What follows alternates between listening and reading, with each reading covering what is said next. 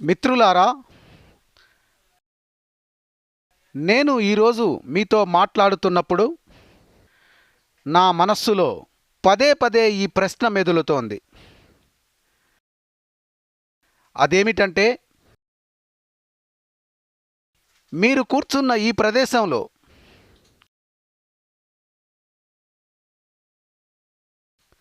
సరిగ్గా 1000 సంవత్సరాల క్రితం పరిస్థితులు ఎలా ఉండేవి? ఇక్కడ ఉన్నవారి పూర్వీకులు, వారి పూర్వీకులు, మన పూర్వీకులు వారి విశ్వాసం కోసం, వారి భక్తి శ్రద్ధల కోసం, మహాదేవుడి కోసం తమ ప్రాణాలను పణంగా పెట్టారు. వారు ప్రతిదీ త్యాగం చేశారు. 1000 సంవత్సరాల క్రితం ఆ నిరంకుశులు మనల్ని జయించారని భావించారు. కానీ నేటికి 1000 సంవత్సరాల తర్వాత కూడా సోమనాథ్ మహాదేవ్ ఆలయంపై ఎగురుతున్న జెండా మొత్తం విశ్వాసానికి, భారతదేశం యొక్క శక్తి ఏంటో, ఈ దేశం సామర్థ్యమేంటో తెలియజేస్తోంది. ప్రభాస్ పాటన్ తీర్థక్షేత్రంలోని ఈ నేలలో ప్రతి కణం శౌర్యం, పరాక్రమం, వీరత్వానికి సాక్ష్యాలుగా ఉన్నాయి. చాలామంది శివభక్తులు, సంస్కృతి ఉపాసకులు, సంస్కృతి ధ్వజారోహకులు ఈ సోమనాథ్ రూపం కోసం తమ ప్రాణాలను ఆహుతి చేశారు.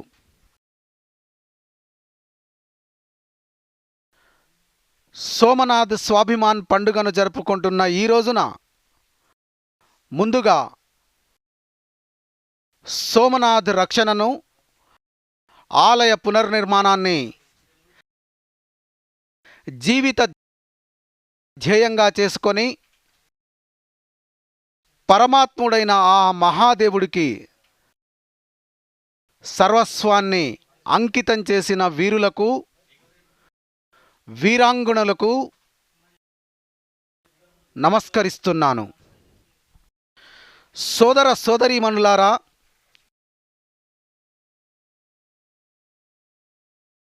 ఈ ప్రభాస్ పఠాన్ ప్రాంతం శివుని నివాసం మాత్రమే కాదు, దాని పవిత్రత శ్రీకృష్ణుడితో కూడా ముడిపడి ఉంది. మహాభారత కాలంలో పాండవులు కూడా ఈ తీర్థక్షేత్రంలో తపస్సు చేశారు. అందుకే ఈ సందర్భం భారతదేశం యొక్క లెక్కలేనన్ని కోణాలను గౌరవించే అవకాశం కూడా. సోమనాథ్ ఆలయ స్వాభిమాన్ యాత్ర 1000 సంవత్సరాలు పూర్తి చేసుకుంటున్న ఈరోజు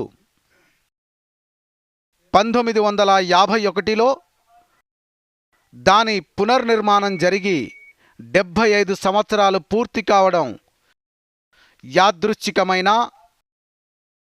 సంతోషకరమైన విషయం.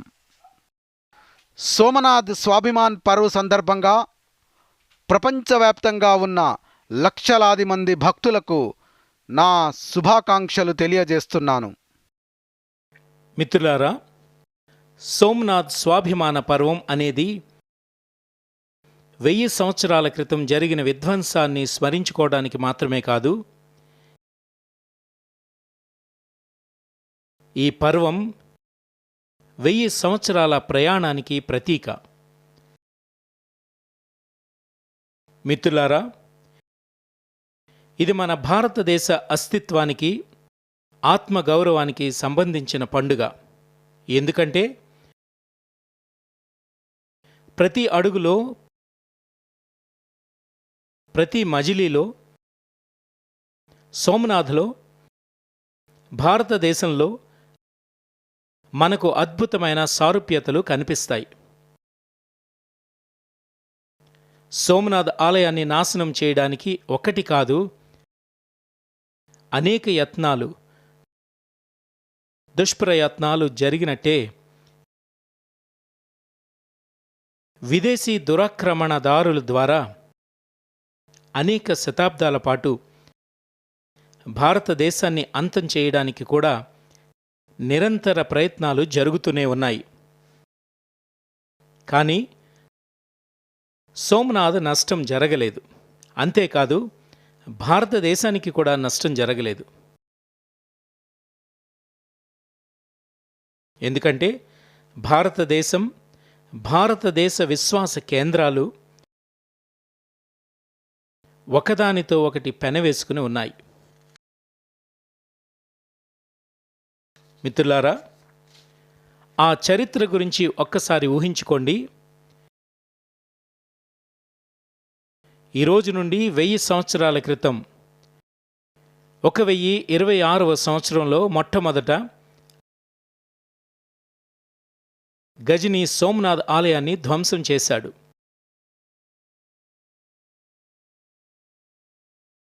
సోమనాథ్ ఉనికిని తుడిచిపెట్టేశానని అతను అనుకున్నాడు. కానీ కొన్ని సంవత్సరాల్లోపే సోమనాథ్ పునర్నిర్మాణం జరిగింది. 12వ శతాబ్దంలో రాజా కుమారపాల్ ఆలయానికి భవ్య జీర్ణోద్ధరణ చేయించారు. 13వ శతాబ్దం చివరిలో అల్లావుద్దీన్ ఖిల్జీ సోమనాథ్పై మళ్లీ దాడి చేసే దుస్సాహసం చేశాడు. జాలోర్ రావల్ ఖిల్జీ సైన్యాలకు వ్యతిరేకంగా తీవ్రంగా పోరాడారు. దీని తర్వాత 14వ శతాబ్దం ప్రారంభంలో జునాగఢ్ రాజు ద్వారా మళ్లీ సోమనాథ్ ప్రతిష్టాపన జరిగింది. 14వ శతాబ్దం చివరి సంవత్సరాలలో ముజఫర్ ఖాన్ సోమనాథ్పై మళ్లీ దాడి చేశాడు. ఆ దాడి కూడా విఫలమైంది. 15వ శతాబ్దంలో సుల్తాన్ అహ్మద్ షా సోమనాథ్ ఆలయాన్ని అపవిత్రం చేయడానికి ప్రయత్నించాడు. ఇదే శతాబ్దంలో అతని మనువడు సుల్తాన్ మెహమూద్ బేగడా సోమనాథ్పై దాడి చేసి ఆలయాన్ని మసీదుగా మార్చడానికి ప్రయత్నించాడు. కానీ మహాదేవుని భక్తుల ప్రయత్నాలతో ఆలయం మళ్లీ జీవం పోసుకుంది. 17-18వ శతాబ్దంలో ఔరంగజేబు కాలం వచ్చింది. అతను సోమనాథ్ ఆలయాన్ని అపవిత్రం చేశాడు. సోమనాథ్ను మళ్లీ మసీదుగా మార్చడానికి ప్రయత్నించాడు. ఆ తర్వాత కూడా అహల్యాబాయి హోల్కర్ కొత్త ఆలయాన్ని స్థాపించి సోమనాథ్ను మరోసారి సాకారం చేశారు. అంటే సోమనాథ్ చరిత్ర వినాశనం, పరాజయం చరిత్ర కాదు, ఇది విజయం, పునర్నిర్మాణ చరిత్ర. ఇది మన పూర్వీకుల పరాక్రమానికి, మన పూర్వీకుల త్యాగాలకు, బలిదానాలకు నిదర్శనం. దుర్మార్గులు వస్తూనే ఉన్నారు. మతపరమైన ఉగ్రవాదపు కొత్త దాడులు జరుగుతూనే ఉన్నాయి. కానీ ప్రతి యుగంలోనూ సోమనాథ్ మళ్లీ మళ్లీ పునఃస్థాపితమవుతూనే ఉంది. ఇన్ని శతాబ్దాల ఈ పోరాటం, ఇంతటి సుదీర్ఘ ప్రతిఘటన, ఇంత గొప్ప ధైర్యం, జన ఆలయ పునర్నిర్మాణం పట్ల ఇంతటి పట్టుదల ఈ సామర్థ్యం మన సంస్కృతిపై ఈ రకమైన విశ్వాసం, నమ్మకం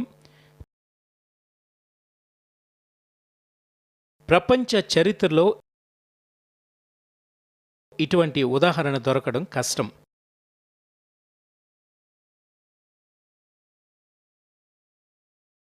కాస్త నాకు సమాధానం ఇవ్వండి. మనం మన పూర్వీకుల పరాక్రమాన్ని పుణ్యస్మరణ చేసుకోవాలా వద్దా? మన పూర్వీకులు చేసిన పరాక్రమం నుండి ప్రేరణ పొందాలా వద్దా? తమ పూర్వీకులను మర్చిపోయే నాటకం ఆడేవారు ఎవరైనా ఉంటారా? అలాంటి సంతానం ఎవరైనా ఉంటారా? గజనీ నుండి ఔరంగజేబు వరకు దురాక్రమణదారులందరూ సోమ్నాథ్పై దాడి చేస్తున్నప్పుడు తమ కత్తి సనాతన సోమనాథును జయిస్తోందని వారికి అనిపించింది.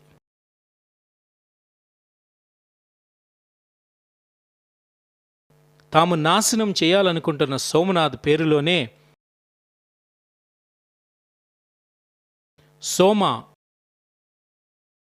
అంటే అమృతం ఉందని ఆ మత ఛాందసవాదులు అర్థం చేసుకోలేకపోయారు. అందులో హలాహలాన్ని తాగి కూడా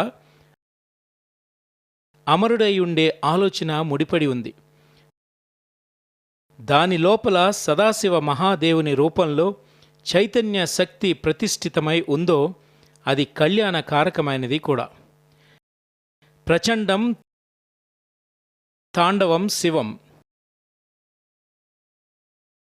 ఇది శక్తికి మూలం కూడా.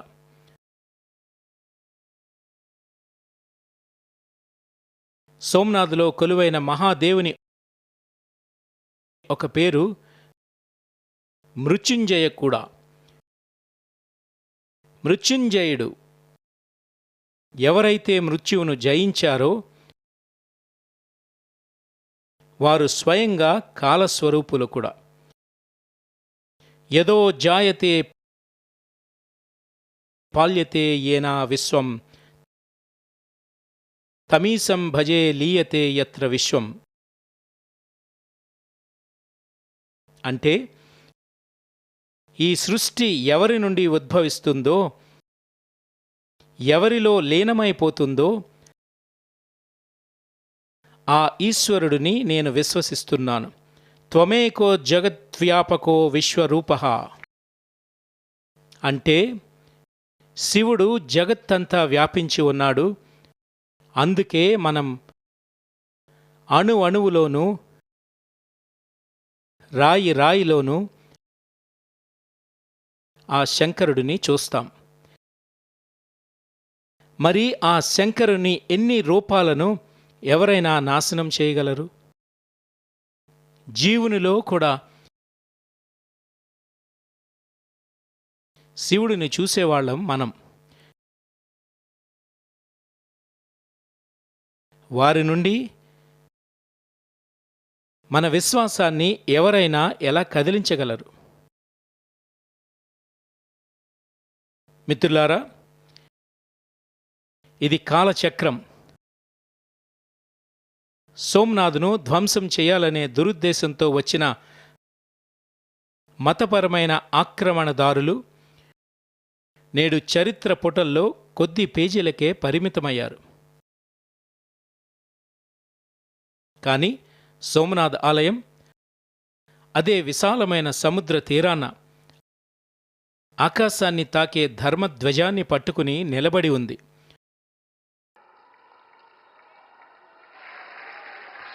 సోమనాథ్ శిఖరం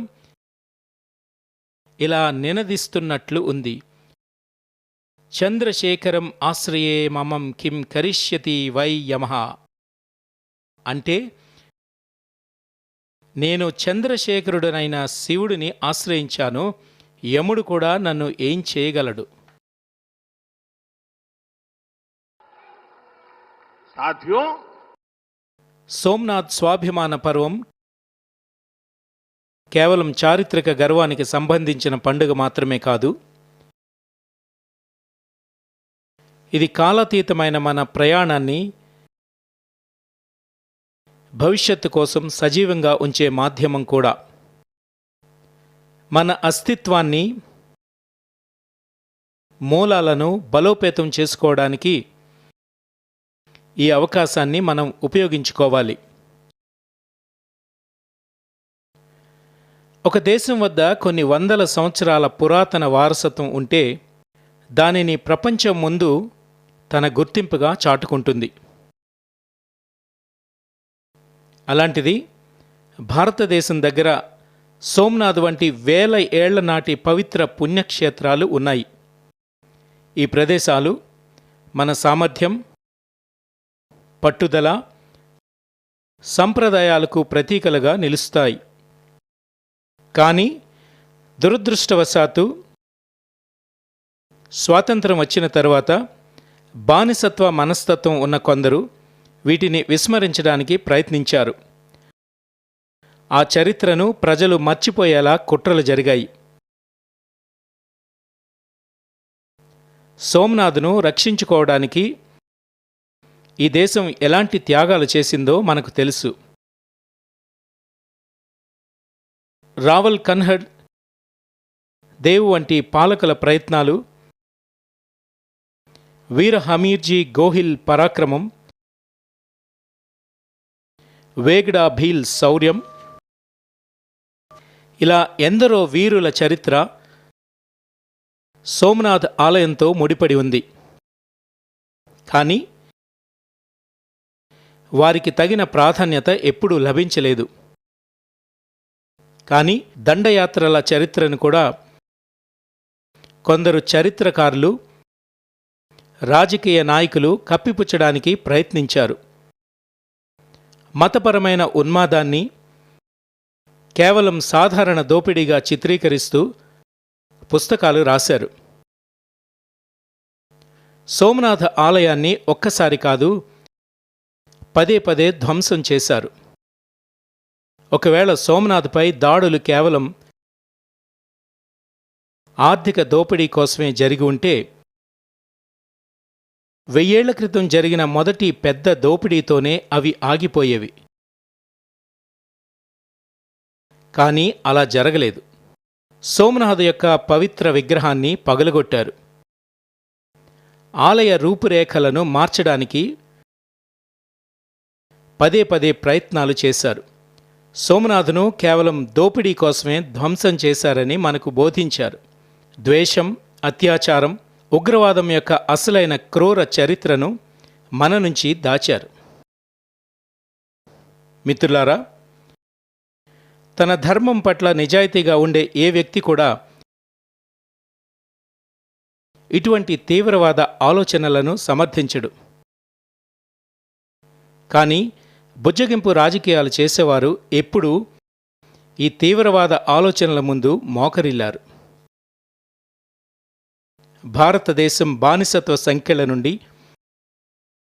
విముక్తి పొందినప్పుడు సర్దార్ వల్లభాయ్ పటేల్ సోమనాథ్ పునర్నిర్మాణానికి ప్రతిజ్ఞ చేసినప్పుడు ఆయనను కూడా అడ్డుకోవటానికి ప్రయత్నాలు జరిగాయి. 1951లో అప్పటి రాష్ట్రపతి డాక్టర్ రాజేంద్ర ప్రసాద్ ఇక్కడికి రావడాన్ని కూడా కొందరు వ్యతిరేకించారు. ఆ సమయంలో సౌరాష్ట్రకు చెందిన ప్రముఖులు మన జామ్ సాహెబ్ మహారాజా దిగ్విజయ్ సింగ్ జీ ముందుకు వచ్చారు. భూసేకరణ నుండి భద్రతా ఏర్పాట్ల వరకు ఆయన జాతీయ గౌరవానికి అగ్రతాంబూలం ఇచ్చారు. ఆ రోజుల్లోనే సోమనాథ్ ఆలయం కోసం జామ్ సాహెబ్ ₹1,00,000 విరాళాన్ని ఇచ్చారు. అంతేకాదు, ట్రస్ట్ మొదటి అధ్యక్షుడిగా పెద్ద బాధ్యతను నిర్వహించారు. సోదర సోదరీమణులారా, దురదృష్టవశాత్తు సోమనాథ్ పునర్నిర్మాణాన్ని వ్యతిరేకించిన శక్తులు నేటికి మన దేశంలో ఉన్నాయి. అవి పూర్తిగా క్రియాశీలకంగా ఉన్నాయి. నేడు కత్తులకు బదులుగా ఇతర కుటిల మార్గాల ద్వారా భారతదేశానికి వ్యతిరేకంగా కుట్రలు జరుగుతూ ఉన్నాయి. అందుకే మనం మరింత జాగ్రత్తగా ఉండాలి. మనల్ని మనం శక్తివంతంగా తీర్చిదిద్దుకోవాలి. మనం ఐక్యంగా ఉండాలి. మనల్ని విభజించడానికి కుట్ర పన్నుతున్న ప్రతి శక్తిని మనం ఓడించాలి. సహచరులారా, మనం మన విశ్వాసంతో, మన మూలాలతో మమైకమై ఉన్నప్పుడు, పూర్తి ఆత్మగౌరవంతో మన వారసత్వాన్ని సంరక్షించుకున్నప్పుడు మన నాగరికత యొక్క పునాదులు కూడా బలోపేతం అవుతాయి.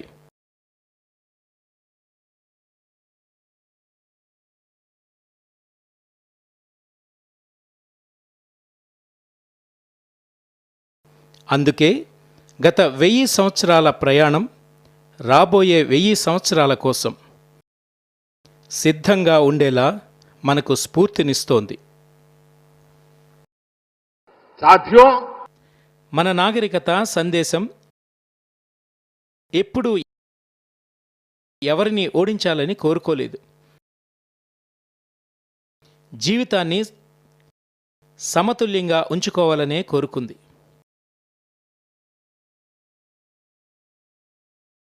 మన దేశంలో విశ్వాసం అనేది మనల్ని ద్వేషం వైపు నడిపించదు.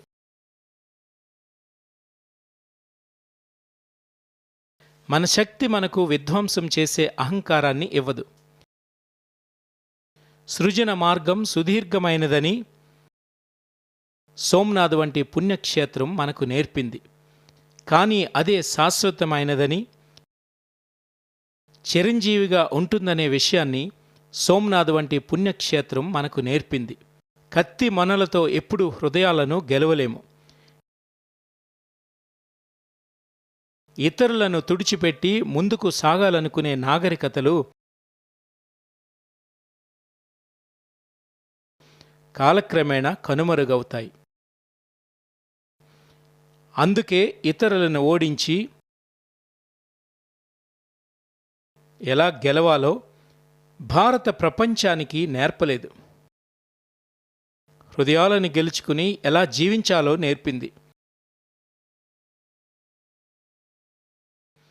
ఈ ఆలోచనే నేడు ప్రపంచానికి ఎంతో అవసరం.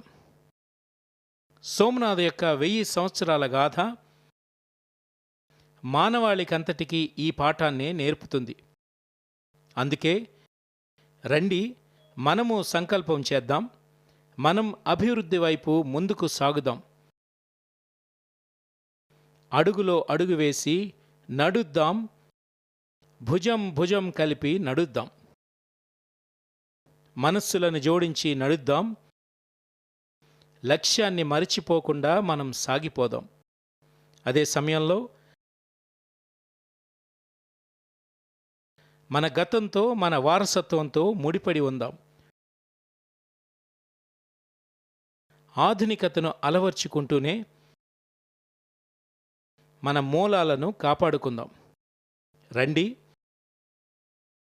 సోమనాథ్ స్వాభిమాన పర్వం వంటి కార్యక్రమాల నుండి స్ఫూర్తి పొందుతూ అభివృద్ధి మార్గంలో వేగంగా సాగుతాం.